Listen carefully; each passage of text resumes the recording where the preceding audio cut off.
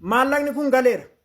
Namni suuraa kun asirratti argitan kun fiqee yookaan immoo fiqee lammaa giincii yookaan immoo fiqaaduu lammaa tiktookiin isaa saami kan jedhamu maallaqa boleetti tokko biyyan baansi geessa jedhee maallaqa irraa nyaatee ture jedheen as gubbaarratti maxxansee jechuudha.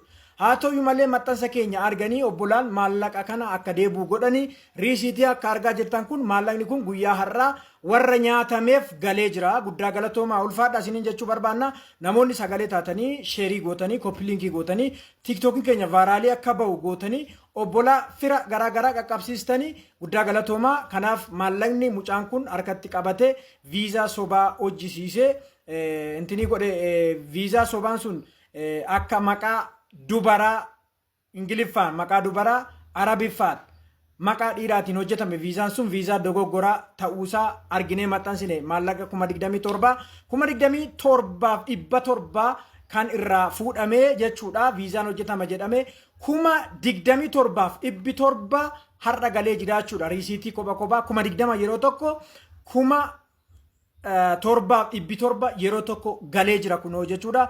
Guddaa galatoomaa ulfaadhaa. Obbolaan illee tumsa gootanii maallaqni kun akka deebi'u gootanii baay'ee sin galateeffannaa. Ulfaadhaa haqqi namaa sirrii miti jechuudha.